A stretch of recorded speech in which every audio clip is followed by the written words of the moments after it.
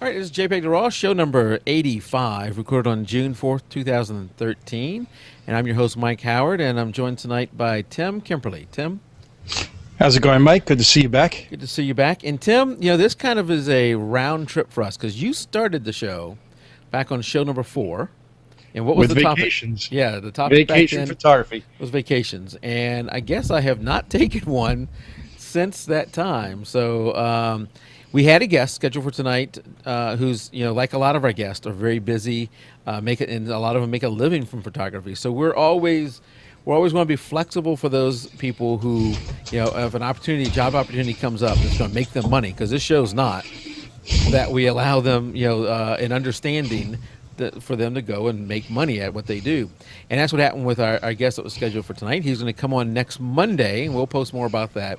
He's going to come on next Monday instead of Tuesday, special night, and we're going to talk about macro photography, a topic that I'm really interested in and can't wait to hear more about it. And he has some special techniques that he's going to talk to us about. I'm going to try and convince him to also come back in the short term to talk about infrared photography, because that is another specialty of his. He says he's still perfecting it and still working on it, but he's already pretty good in my opinion. So I've had some trouble finding an infrared photographer that I really wanted to talk to. So when I came across him, I really would like to get him on to talk about that. And when he gets further into it, we can talk about it more, have him back again. I see TP who out there in chat. Not me. Yeah, I'm trying to remember who TP is. That's not Terry Chapman. I wouldn't think so.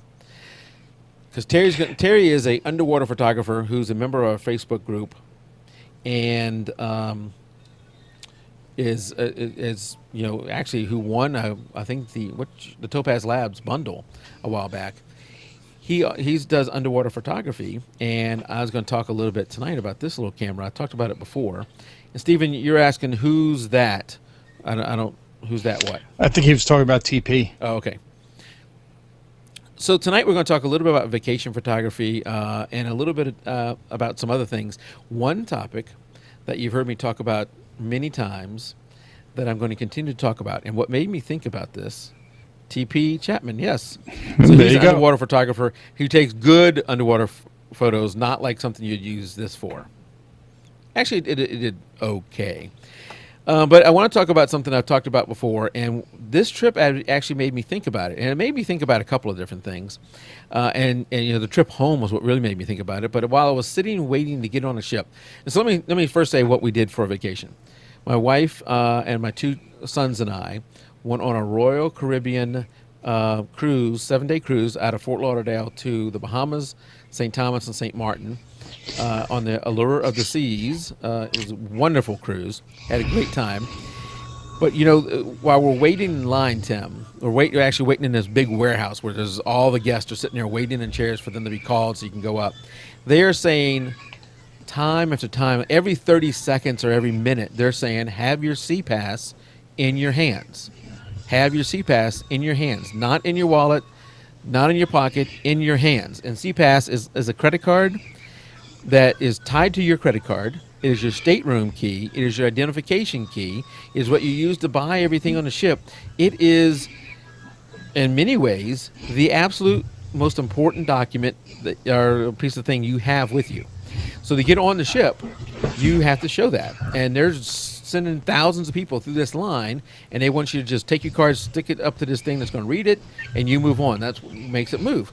So right, don't go fumbling around for it when you get to the line. Right, don't go fumbling around with it when you get to the line. So they're saying over and over again through the loudspeakers. They have signs up, and they're saying it in multiple languages because this is not just an American cruise. There's a number of foreigners on there, and maybe people who are American and their English is not their first language. So they're saying over and over again, have it in your hands. And then as you stand up to walk there are multiple people along the line that are Royal Caribbean cruise members who are saying, have your CPass in your hands. So after listening to that, I said, you know what? I have not talked about backup too much.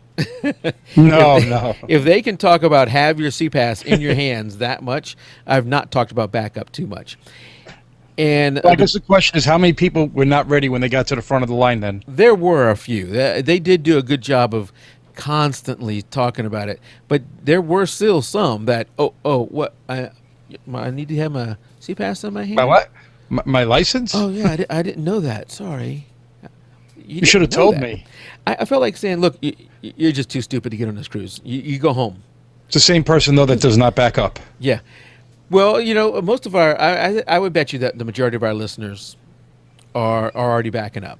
But, what I'm about to tell you is maybe you're not backing up the way that maybe your backups can be improved.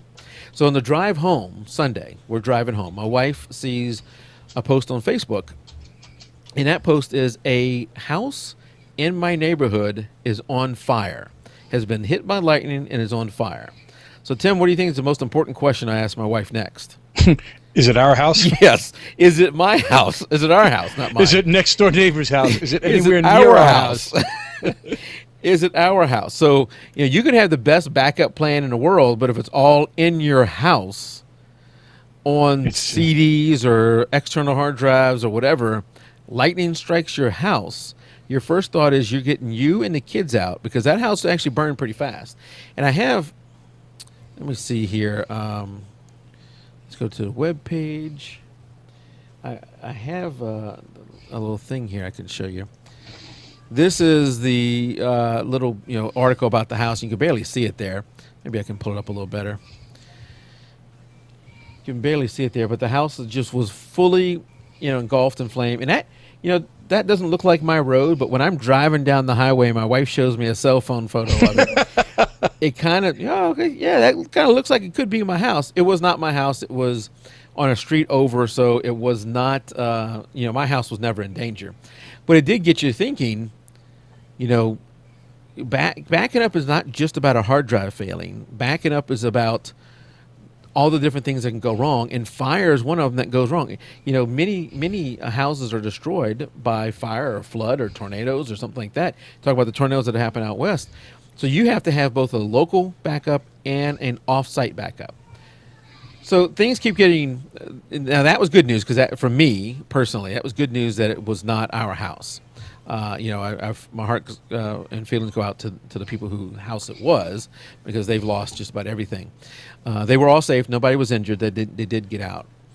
Well, I was just reading the article, and they had an alarm came over their cell phones to allow them to get out, which is something that your town apparently instituted, which seems pretty interesting. Code Red. Yeah. I don't know really the whole story there. My wife knows more about those people. I don't really know them, but yeah, it's a sad thing. I mean, when your house burns down or destroyed by tornado or flood or whatever, it is a bad thing, because you lose all kind of stuff. And even though insurance will replace it, there's still things that you can't fully replace. But going back to your photos and your data, backing it up. So I get home, fortunate that my house wasn't on fire.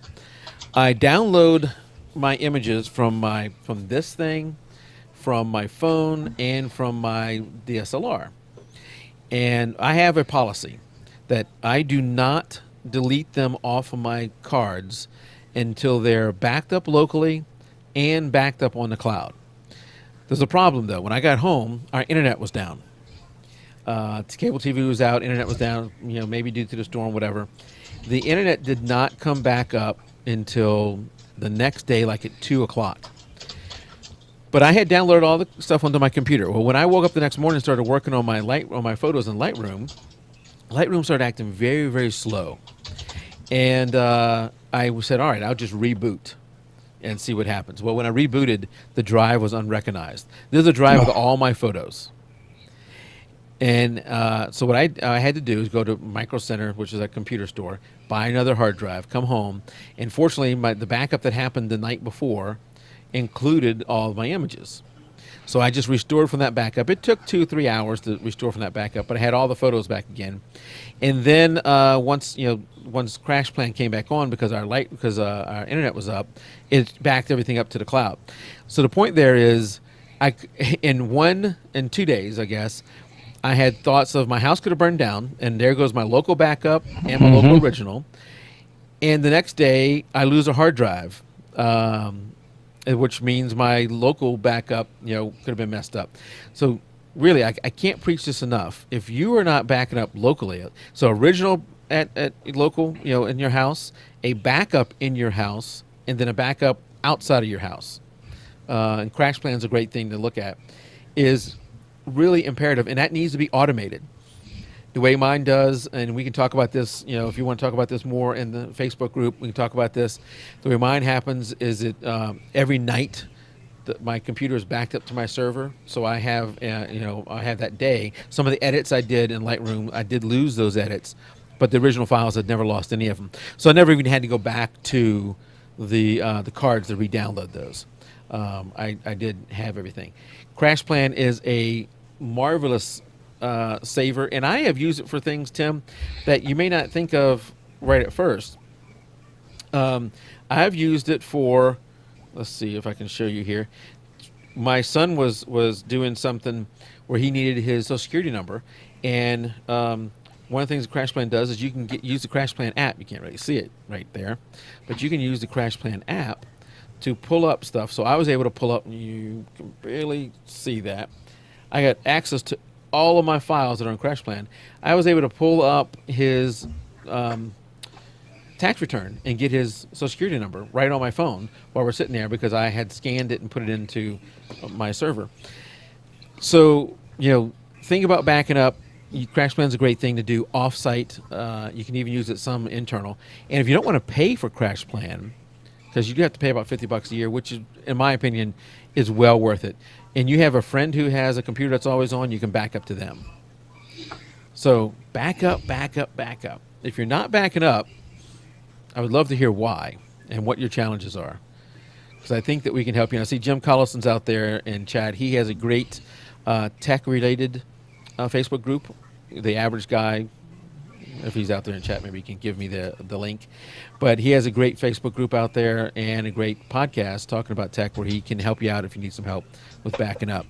But on to tonight's special, Tim. So I go on a cruise, and all of this is not going to be photography related, but some of it is. So the first thing my wife does is my wife pulls out this. This is polka dot duct tape. Oh, that's for the your luggage? It is for the luggage. So she puts it on the luggage on every corner of it. And let me tell you, that is a huge help when you come down off the ship and there is a sea of luggage everywhere. There is literally a sea of luggage everywhere. And you see this, look, there it is. There's my stuff. So we were able to get our stuff really, really fast. Where did you get that? I don't know where she got it, but I imagine you get this from Lowe's or Home Depot. Because I've never seen it. That's actually a great idea. Yeah, and it's, other than the color of it, it is duct tape. I mean, it acts just like any other duct tape. And you just put it on every single corner. Hey, Mike, is that the duct tape? Duct tape? Yeah, it actually says duck. Was I mispronouncing? Because I'm bad with words, but duct tape. It says that. Yeah, let's see if you can see inside. There you go. See that? Duct tape. Is it called duck? Designer duct tape. Oh, this is called duct, I found. Well, this says duck, D-U-C-K, tape. Duct tape at Michael's. Yeah, this is actually duck. Haha, I accidentally said it right.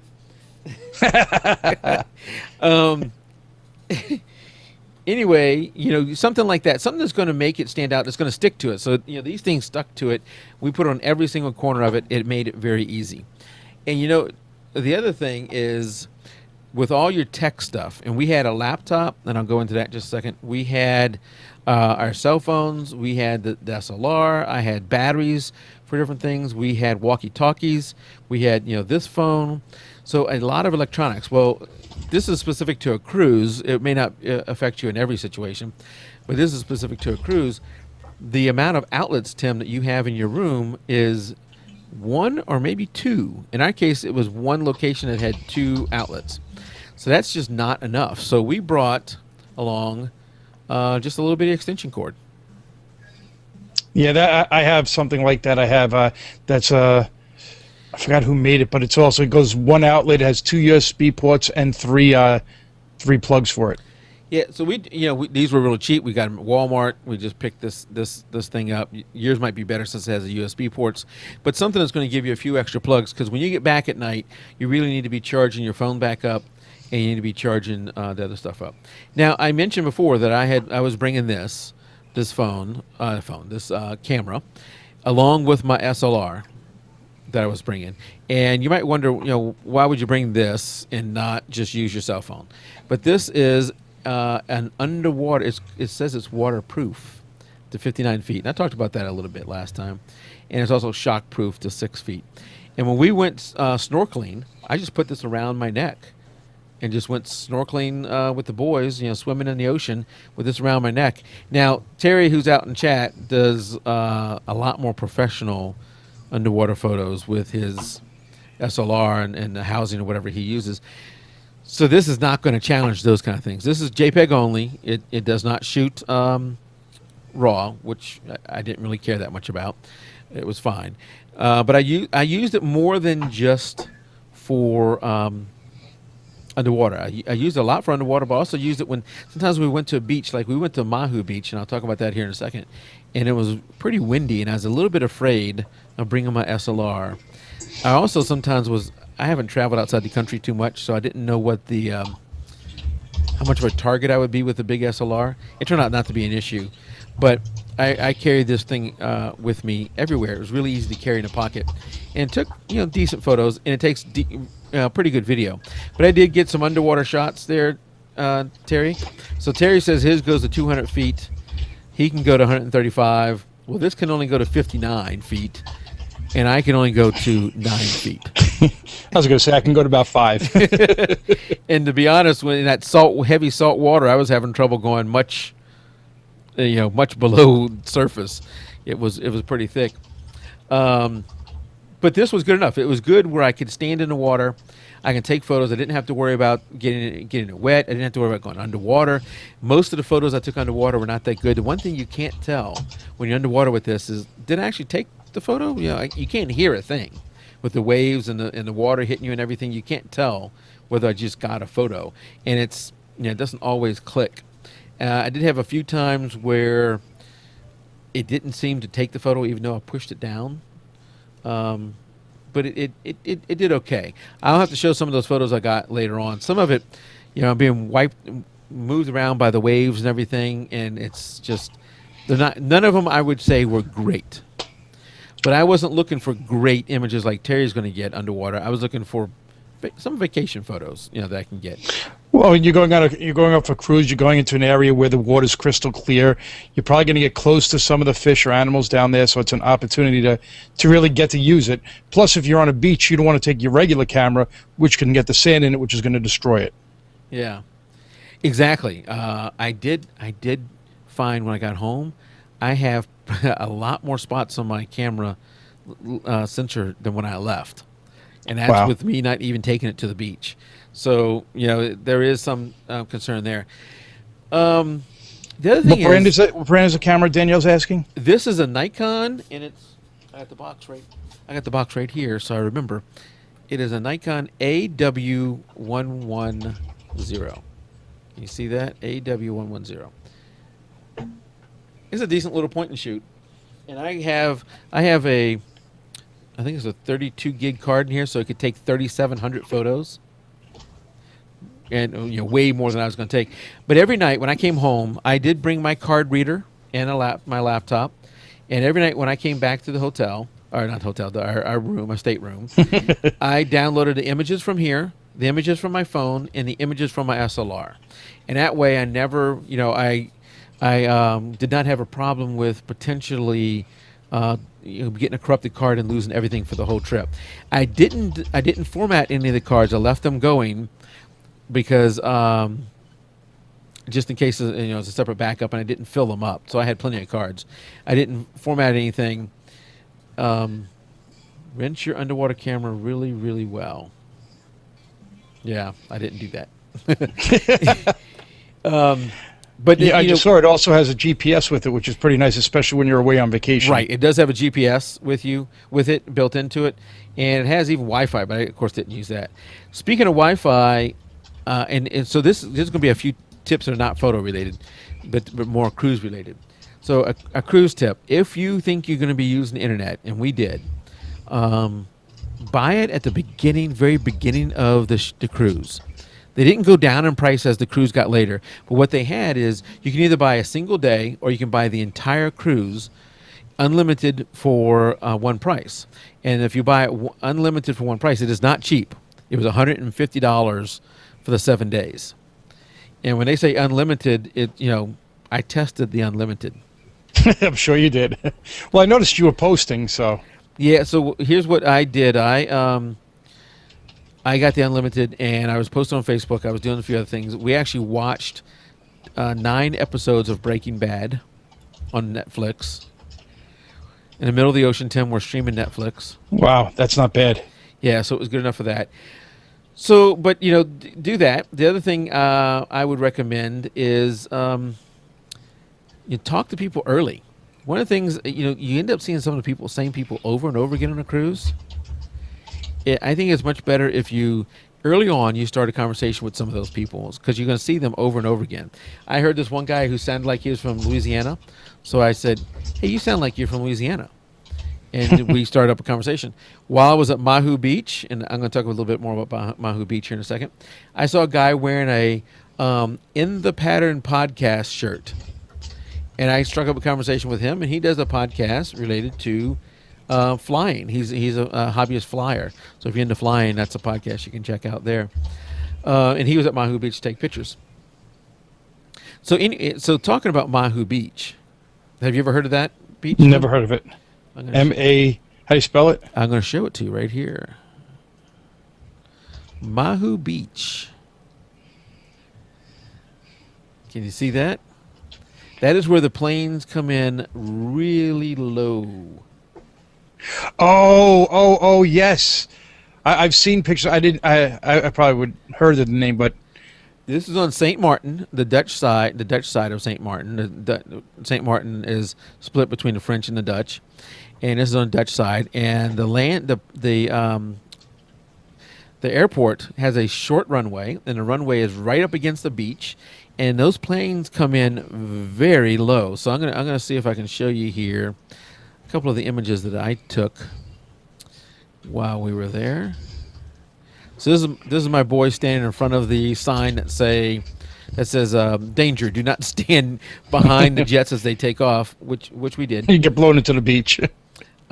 We did not hang on to the fence. They did. Terry's asking if they hang on the fence. They do not want you to do that. There is a bar right next to the beach called Sunset Cafe or something like that.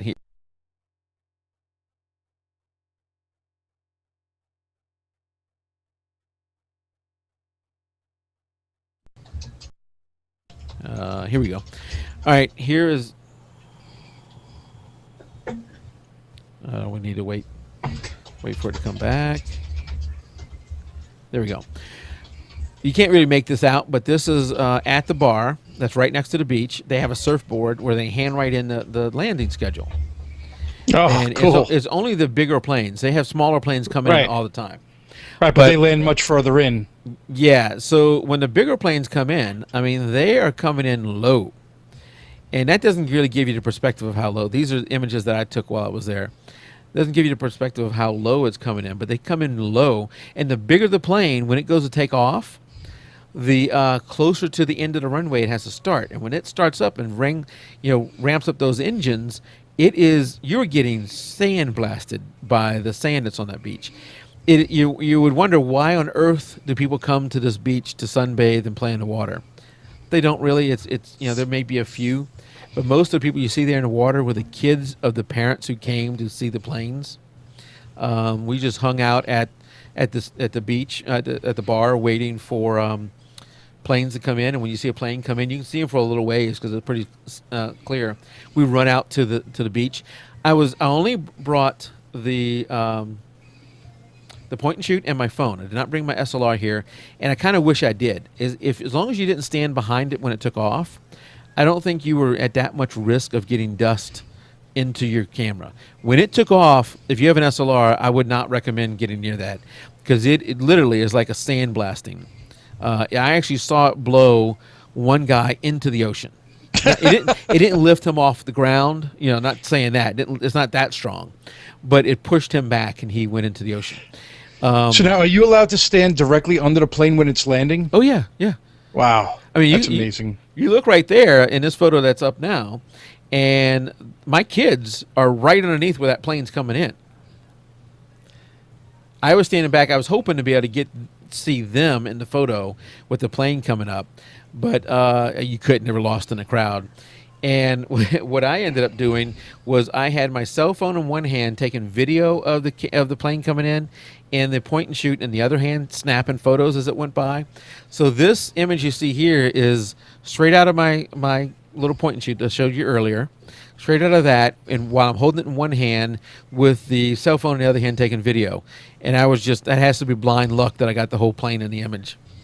Well, I'll say that's a testament to how decent the camera is as well.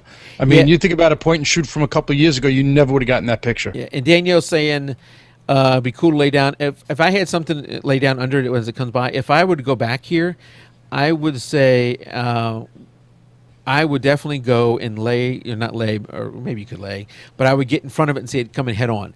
While we were there, right. and we did that with some of the smaller planes, it just wasn't as impressive. My thought with a bigger plane was I wanted to see my kids underneath it and take the photo, and it just didn't work out, which is unfortunate. And then our driver came back before another big plane came in. And Daniel's asking if I can show some video. I don't have that here where I can show it to you, I don't think. I will see if I can find it here in a second. This was a little Lear jet coming in. That sucker came in fast. I was trying to take photos of it, and I actually got one right as there. He's lower. Yeah, he came in crazy fast. He had to be doing, I have no idea because I'm standing still, but compared to some of those other jets, he was twice as fast. Wow, that is just crazy. It was a fun time. The guy I mentioned earlier who does the In the Pattern podcast, when his wife said that they were going on this cruise, he said, honey, we can do anything you want. I don't care. The only thing I want to do is come to this beach and take photos. I'd have to go there. Absolutely, we'd have to go there. Yeah. So let's see if I can find. Danielle wants me to find. Is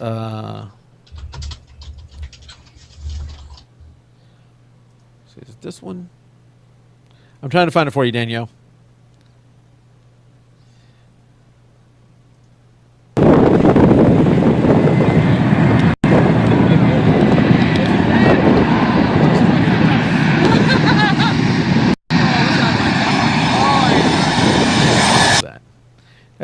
That did not work, Danielle. We're gonna have to try another. We'll try another way.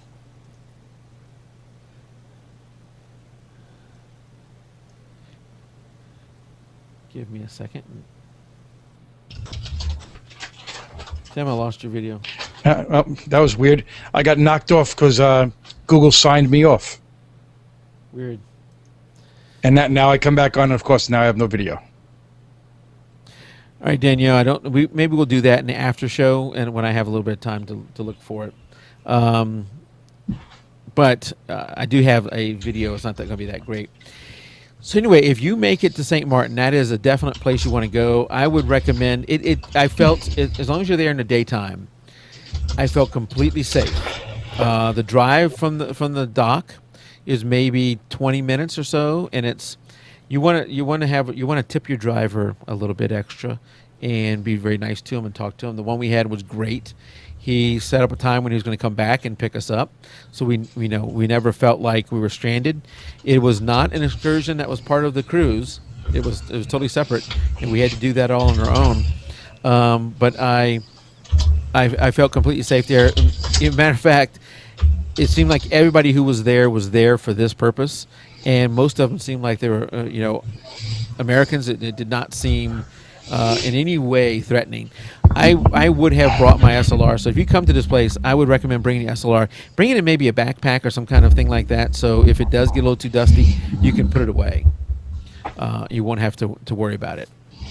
So I would also, though, bring a point and shoot because you don't want to be left with nothing to shoot with. So that's my tip there. Here's another tip I have for you, Tim. So I go out, and you still don't have video, do you? No, I might have to just Why don't you reboot. drop out and come back? Okay. All right, we're going to wait for Tim. While we're waiting for Tim,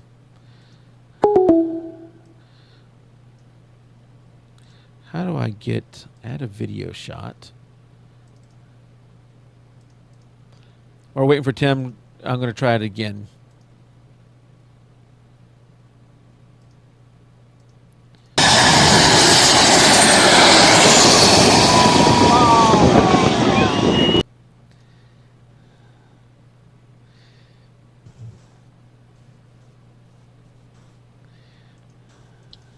It looks like the same thing again.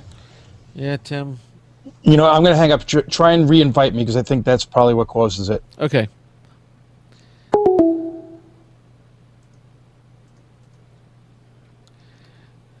right, I'm re-inviting Tim. We'll have him back here in a second.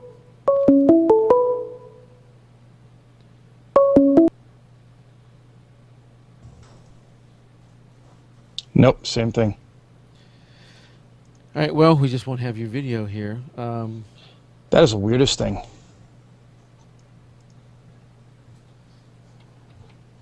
right, I need to worry about that later. Another tip I have, Tim, and I don't know what we're going to do now since we don't see you. I see just a blank thing here. That we have Tim Kimberly just a little. My picture from Disney. You know what I wanted to do, Tim, was crap. I didn't want to crap, but I wanted to get some pictures of the ship. This ship was amazing. It was Allure of the Seas. It's the largest of the cruise ships as of right now. I wanted to get some photos of the inside of the ship so I can show people. So I decided, and it was always tons of people out there. I decided I was going to go out there at 2:30 in the morning. That'd be a good time when it's. I know there'll still be people, but it won't be as crowded. So I went out there at 2:30 in the morning to take photos of the interior of the ship. There was still a lot of people. You would not have been able to see much of the ship from the inside. So you know what I did is that same morning, our ship had turned around and was going in the opposite direction. So we had sunrise coming on our side of the ship. My wife woke me up at 5. So I go to bed at 2:30, maybe 3. My wife wakes me up at 5 saying, "Hey, come see the sunrise," or 5:30, whatever it was. So I watched the sunrise with her. It was a beautiful sunrise. And I think I have an image here of it. Yeah, there you go. That's a sunrise that we got, part of the sunrise that we got to see. So I watched that with her, and then I decided, you know what? It's like 6 o'clock in the morning, maybe 6:30, whatever. I'm going to go out and see just how crowded it is at this point in time. Some of those people have had to go to bed by now. So, you know what I find, Tim? It is empty. There is nobody. As you see in this image, I did not get exclusive access to the Allure of the Seas. This is 6:30 in the morning. There is nobody there. Wow. If you pay very close attention, there in that Starbucks, there is one person in there that's getting the shop ready. That is the only person, I think, in this entire image. In this place, that's a great shot. That could be like for a promotion from them. Thank you. This spot right here, you would never at 2:30, even at 2:30 in the morning, it is not this empty. And I will tell you that probably 30 minutes from now, from when the shot was taken, there's probably 50 people in that shot. Right. You would not get that. So I was able to get that one. I was able to get this one, which is just a little bit further down from that shot. And then I think this is all on the 5th floor of the place. And then I went up to the 8th floor, something like that. And yeah, Terry's saying hangover. So I was able to get a few shots around the ship, and you notice that all of those shots, there in that shot, I don't think there's a single person in that shot. I did have more of these, but I'm going to have to re-edit all of them and do them all over again because I lost the edits that I did whenever I lost that hard drive. I didn't lose any of the image, but I did lose the edits. So I need to go back through them. So that's another one of my tips. Wake up really early on one of those days where you want to get some interior shots of the ship. May not be quite as great for the exterior shots because it's maybe a little bit darker, but for the interior shots, you can wait up. You can stay up pretty darn late, and there's still going to be a lot of people there. You need to go out early. The other thing we did is, a cruise is not just about seeing the great things like Mahu Beach and seeing the interior like this. To me, part of the experience is also the great service you get. So I wanted to make sure I got a photo with my boys, with our waiter. The waiter stays with you every night as long as you're eating at that same place. Right. So this was our waiter, Marco. He did really good. He was really good with the boys. Really good, service that we got. You're going to get that on a lot of cruises. The reality is, unless you go on the cruise right again, you're probably never going to see this person again. So these kind of things just help you remember, those people. And I'm going to have to ask my wife, but I forgot the name of our the lady who did our room. She was awesome. She really bonded well with the kids. Her husband's name was the same as my son's name. So she took a real big interest in him and telling about all the things that were going on, and I think that really made the cruise special for us, is having such great service, like that. That's cool. I mean, I think you always hear that cruises probably have the best service. Yeah. Yep. So those are some of my main tips and some of my thoughts. What anybody out in chat? What kind of tips do y'all have? Vacation tips, doesn't have to be cruise related. Tim, what kind of tips do you have? I've done a lot of the talking now. Tips. It somewhat centered around photography, but as you saw, I talked about a few other things like duct tape, which did not center around photography. What kind of? I like to close with one more thing. So in this case, it was a family vacation. I was not going to be able to go off on an excursion of St. Thomas or St. Martin and do just photography around the place. And with kids, they're not interested in doing a tour, so it was somewhat limited. If you're on a vacation where you can have it a photo vacation, that's a whole different ball game. Or if you're able to go off on excursions with maybe just you and your wife, that's more of a sightseeing thing, that's a whole different thing too. But you want to keep in mind that this is a vacation with your family, in my case, and to not make it just about photography. Well, I think some of the things that I've learned over the years of going on vacation, and I go every year pretty much to Disney. It seems to be our family vacation. Some of the things that you really have to do, and my wife is very good at this, write down everything that you need to bring. This way you don't forget anything, and then check it off. And while she may take care of the clothes and everything and the stuff for the kids, I make sure for all my photography stuff, I write down everything, check it off. Not that you forget a battery, or maybe you forget your charger for your battery, because I probably everybody's camera, you cannot just put AA batteries in there. You need to use the battery that comes with your camera. And if you don't have the charger for it, you're going to be limited. Cards goes without question. If you're going to back it up to something, maybe you have a laptop with you or a DVD burner, you're going to put it on. Make sure you have everything you need for that. And I think the second thing that I've done when I go somewhere, especially I don't know, and I don't know if you did it before you went on your cruise, do some research as to where are you going, what are the picture places that you're going to possibly want to go take pictures of, like Mahalo Beach. I mean, that's Mahu. Thank you. It's like when you introduce our guests, Mahu Beach. Yeah. Trying to, if you didn't know about that before you got there, you probably would have been very mad at yourself. Oh yeah, so, absolutely. Yeah. And so some of those things, you just want to do a little research before you go there. Somebody's probably taken the picture that you want to take already. I think there's very few places on the planet that probably have not been photographed, and probably when you're going on a vacation, there's probably no place that hasn't been photographed. I mean, for me, my wife will say I got probably 10,000 pictures of the castle in Disney World, and you know what? It's probably still not enough. So those are two of my big tips for vacation planning. Yeah, as far as a cruise go, my wife takes a clear plastic shoe rack, one of those things that you can hang over a door. Got hooks on the top of it and has all the little holders for shoes. Right. That maybe it's 5 across and maybe like 6 or 7 down, and we hang that on the back of the door to the bathroom. And in that you put a lot of your toiletries, your deodorant, your shampoo. You put it in that stuff, and it makes really good use of the back of the door. Right, that it's not on the counter, knocked over, making a mess of everything. Right, exactly.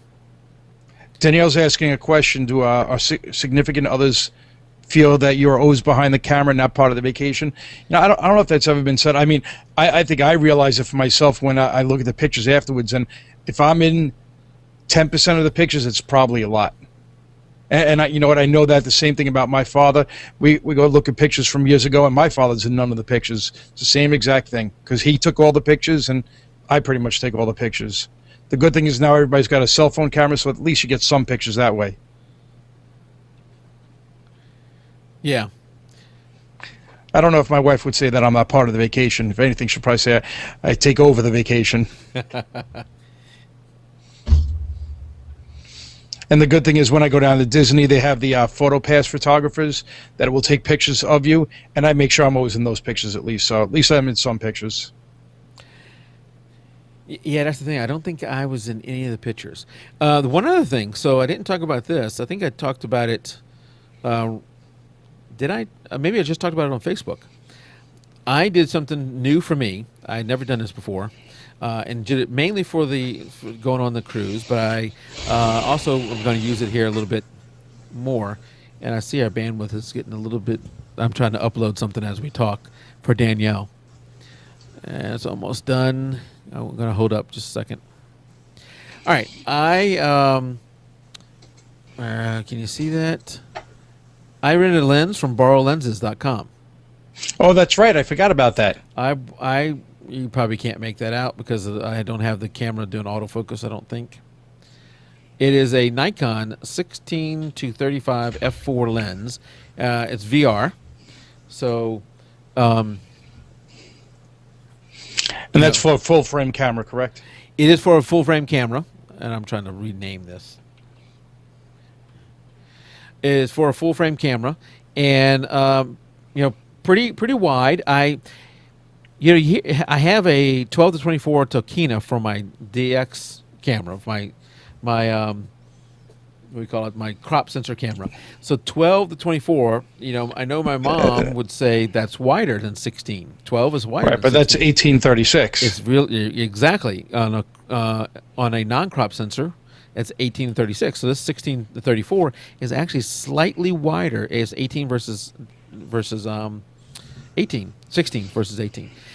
And the lens did great. It is a great lens. It's a great carry-around lens. It doesn't zoom in very much, but that's not why I got it. It's the VR worked great. F4, I didn't feel, that I was short on the F4. 2.8 would be nice, but I didn't feel it was bad on F4. It came in a nice box. I have this box here so Jim can, knows that I always have the stuff around. Came in a box with nice padding and everything, nicely padded inside, so you can return it. I need to find out when I need to return it. I definitely would use them again. And this was, I think the total cost was like $150 for 10 days. That's not bad at all. My office is a total mess right now. But $150 for 10 days for that lens. It gave me, this is one of the lenses I was actually thinking of buying at some point. This one or the 12 to 20, not 12 to 24, the 14 to 24. The Nikon Holy Trinity is the 14 to 24, the 24 to 70, and the 70 to 200. I have the 70 to 200. I was thinking about either getting the 12 to 24, which is part of the Holy Trinity, but that thing's like $2,000, or getting the 16 to 35, which is about $700 cheaper. And I don't know. I wonder now if I should rent the other one before I make a decision. But I would highly recommend them so far. I've not returned it yet, so I can't tell you how that return process works. But I have rented it, and it came in the day they said it would come in. It was in. I can't find any flaws with it. It worked perfectly. I definitely would use them again. And they have a pretty wide selection, not just for Nikon, for Canon also. I didn't look to see if they had any Sony stuff there, Tim, so I don't know. Yeah, I think I remember I don't think they did when I was looking. Okay. But I think somebody had mentioned another place at the time, and I think the last time we talked about it. I'm actually looking now.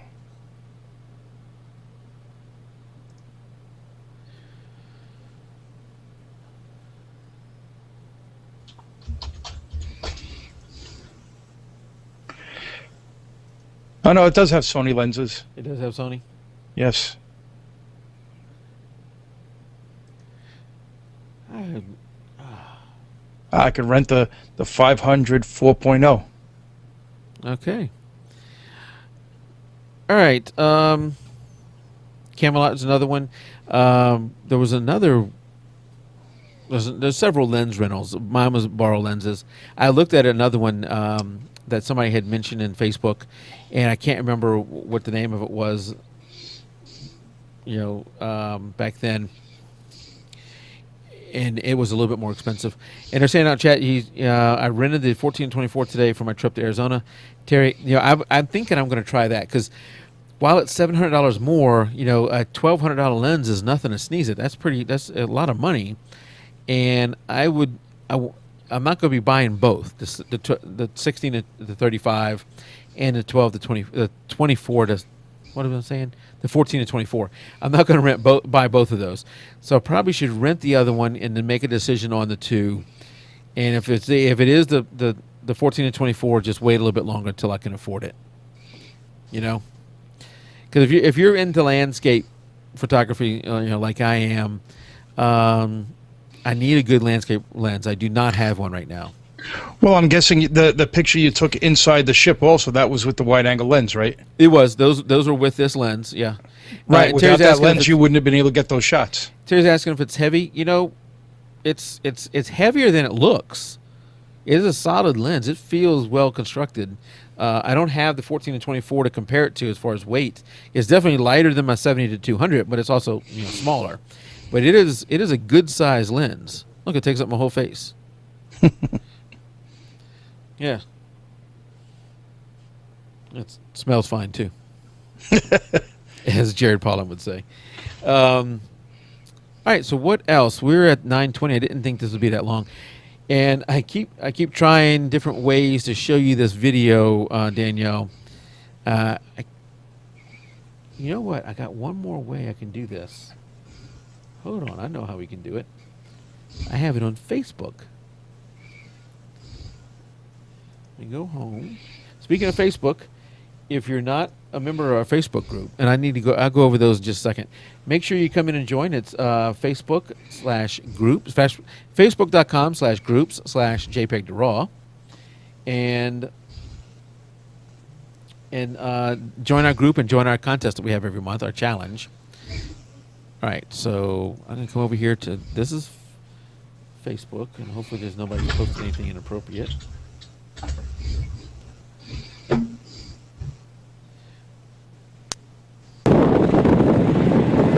See this, Danielle?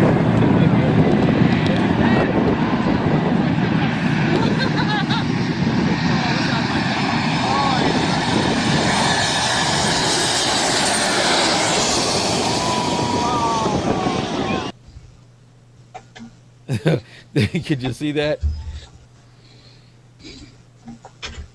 It looked like it's delayed kind of a good bit out there. Let's go back to us. It's just now coming up in the chat, so they're able to see that. Spent all this time trying to find a way to do it, and I should have just gone right there to begin with, because there it is. So a little short video. They come in pretty fast, and it's a fun place for photography. I would love to go back there again and do that again. So anyway, I will be editing some of those photos. We've been putting them up on most of them on my Facebook page. So if you're not a friend of mine, you can go ahead and friend me there. I'll put some of them, up some other places and talk more about them. But I don't want to flood our Facebook group with them. Speaking of Facebook group, Tim, the May photo challenge has ended. The entry has ended. Voting has started. Voting is good until this Friday, which is what's this Friday? This Friday is the 7th. So you have until this Friday to vote. You vote by liking the image. The topic for this month was pets. It turned out you didn't have to be your pet, but animals. So make sure you vote for your winner. In order to vote, you have to be a member of our Facebook group. So if you're not a member of our Facebook group, please come in and join. If you haven't liked our Facebook page, which is a great way to keep up with what's going on with the show, make sure you come and like our Facebook page. And speaking of that kind of stuff, we're trying to get our YouTube subscribers up, because as I talked about it during the pre-show, I don't know if I talked about this during the show actually, but during the pre-show, if you're watching us live tonight, you won't know this if you're not watching us live. But if you're watching us live tonight, we're no longer on Justin TV. We're only on live stream. So we used to in the past, we would have we're broadcasting in two different places: Justin TV for a high bandwidth and live stream for a low bandwidth. What that did for us is if any one of those two services went down, we have a redundancy with the other one. Well, Justin TV, as our live listeners found out last week, starting placing video ads that took up the entire video player screen randomly throughout the podcast. As a host, I had no way of knowing when that was happening to our listeners, our viewers, and it would happen differently for each person. So it wasn't like everybody got the ad at the same time. It was different. So we could not continue to do podcasting with Justin TV, and they're going to end up losing a lot of people who are like me, who are going to say we just can't stay with you, which meant that we only have one option. So now we're broadcasting both our high bandwidth and our low bandwidth to live stream. That really puts us at risk that if live stream goes down one night, we're out. We can't. If it goes down tonight, we're doing a show. So as a counter to that, we would love to be able to stream live to YouTube. And if it works the way I think it will work, that may be the only one we have to stream to is just YouTube. YouTube is probably not going to go down. And then YouTube would have the ability to offer a low bandwidth and high bandwidth based upon your own bandwidth, and we wouldn't have to worry about that. But there's a catch. You have to have 1,000 subscribers or more to your YouTube channel. And right now, I checked, I think we're at 308, Tim. So we are a good bit short. So we need everybody's help to get us, to help us continue to get closer and closer to our goal of 1,000. It doesn't bombard you with emails or do anything like that. If you have a Google account or Gmail account, it's really easy. Just go on and subscribe to it. We'll have links, and we have links in every show notes. We'll have links on our Facebook page and our Facebook group. Go there and just subscribe to our YouTube channel, and that helps us get up to the 1,000 mark and give us another option on streaming. We're ways off from that, but let anybody know that who might be interested to do that for us. The June challenge is intense. The topic is intense. I thought you were just saying it's intense. Maybe it is intense. But the June topic is intense, and we're going to have a slight change to the rules starting with June. We're going to try this out. The change is going to be you can only like 5 images. So you can't go through and like everything that entered.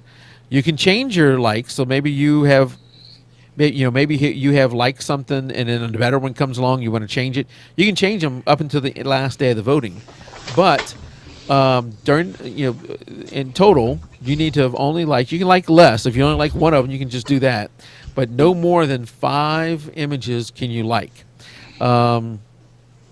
We'll see how that goes. One of the things I want to avoid that happens in a lot of photo places, if you get into this thing, I'll like yours if you like mine, or somebody gets popular, maybe their images or we don't have this problem now, so I don't want to say that. But maybe some of their images are not as strong as somebody else's, but them themselves are a popular person and they get more votes. You really should be voting for the image and not the person, but the image and how it applies to that month's challenge. And we want to limit somebody to just 5. 5 is not a magic number; it's just a number we picked for now. We'll see how it goes, and we'll change if we need to. That limits you to about 10% of the photos that were submitted this month. The 44 pictures submitted. If you put 5 in, it's around 11% that you're voting for, which is still substantial. Right. Yeah, I mean it's you shouldn't have trouble. Maybe not. We'll see how it goes. We can change that if we need to. So that is the June challenge. Is intense again, and we have what do you call an album set up for that. The winner of the May one and the winner of the June one will get a $25 gift certificate to Stacy Jensen's website, where you can against some of her Lightroom presets and Photoshop actions, where you can get some from there. We appreciate Stacy every month giving us that. The subject is intense. Yeah, isn't that what it is? Intense? Yes, it is. Ask that question. We appreciate Stacy doing that every month. That's really helped. We really like that, giving our winners something.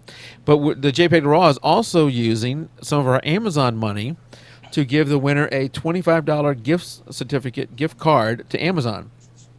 And what makes that possible is people who are doing their purchases through Amazon using the jpeg2RAW link. It's really easy. www.amazon.jpeg2RAW.com. Get you there. We also have links on our website and all that kind of stuff where you can go through there. We get a small percentage of any purchase. It doesn't add any cost to you. It is totally free. Whatever you were going to buy, it doesn't have to be photo related. It could be, it can be this thing. You can buy this thing, or if you want, you can buy me some Mountain Dew, Diet Mountain Dew. Whatever Amazon sells, we get a small credit, and we turn all of that credit back around to the people. Last month we only earned $9, so the math won't work for long that I can give away $25 a month while we only make $9. So, remember that anytime you're going to buy from there. If you're not buying from there, it is what it is. But if you're buying from Amazon, remember you have to every time use that link. It doesn't remember that. In addition to Amazon, we also have links at Topaz Labs, where you can go in. If you buy anything from Topaz Labs, we get a credit. And Newegg. I was going to say DreamHost, but I am slowly moving all of my websites off of DreamHost. We're having a lot of issues with our host provider. And this is going to sound... Anybody who has watched the show and sees all my ridiculous number of monitors around the room and computers know that I kind of overdo things sometimes. I had 19 websites, Tim. I've moved 17 of them off. Yeah, 17 of them off of DreamHost and onto my other provider. The two that are left are the big ones, the jpeg2RAW and the Nav Studios, and they're going to be a real pain to move over. But I will eventually move them over more than likely. The other 17 you probably have never heard of, and I don't really maintain them that much. But anyway, so we'll probably eventually get a affiliation with my new provider, but for now, don't worry about DreamHost. As far as the summer coming up, we have, like I mentioned, next Monday we have the macro photographer guy. He's an amazing macro photographer. We have Sarah Cornish coming back. Can't remember her exact date. We have at least one boudoir photographer. Woo-hoo. Another guy from England coming in June or July. I need to look at the calendar. I can't remember. And we have a few open spots, so I'm working to book those. We have July 2nd. Hopefully that one works out. It doesn't have to reschedule. We have an amazing, I don't know what you call this guy. He's one of those guys that does all the composites in Photoshop.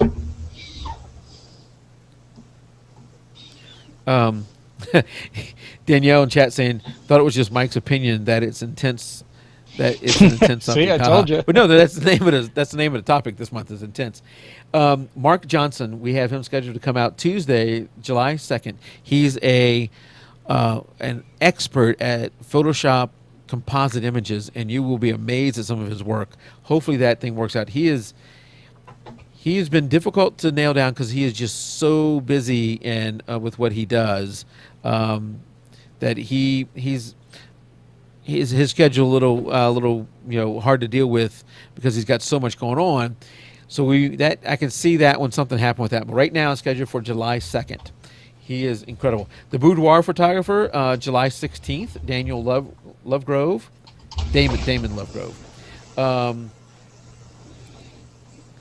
I was in the kitchen. I was in my kitchen running when I heard the composites. The guy's name is Mark Johnson. If you go to our calendar, maybe Tim can put it in there in chat. Or maybe I can. Control C. Hold on, I'll put it in the chat. If you go there, you're gonna have to. It didn't get the whole thing. Yeah, you're gonna have to copy and paste that in there. If you go to our calendar, go to jpeg2RAW, then calendar. We have, and you go to July 2nd. You can see Mark Johnson. Click on that link, and then you'll see all the links to some of his work. He is incredible. He has some YouTube videos. He's going to walk us through something there too. And we have yours did the same thing, Tim. Yeah, that's weird. We have maybe something the way that thing's going. You have to cut and paste it. Yeah, that's what I did. Yeah, but he will be incredible, and we have more coming. I can't put their names up there yet because we haven't locked it down. I don't want to mention their names until we actually have booked a date. There's people we're talking to all the time. We just have not necessarily booked a date. So anyway, we had to put this together the last second. Hopefully, it was a decent show this week. If nothing else, you got to see my cruise attire. You know what's funny, Tim? I did not wear this shirt one day on a cruise. Of course not. I love finding new tips. My Fear Sports work has come. Yep. I love composites too. I'm just not that good at it. And this guy does some of the ones where you look. Some of it's pretty freaky. You're looking at this image of a woman. And it's a close up of her face. The eye is just gorgeous, and you're looking at it. And all of a sudden, it blinks. Like, what the heck? He's got a few like that are just amazing. Maybe let me. What? Let's go ahead and end the show, and I'll do this in the post show. Thank you guys for coming out. I know it was kind of a crazy night tonight. It's been a crazy few days for me. I don't feel like I'm back in the swing of things. My office is a mess back behind me. Fortunately, you're not having to see any of that stuff. But thank you for coming out, and we will see you again next Monday with our macro photographer. Until then, keep it raw. Good night, everybody. Good night, everybody.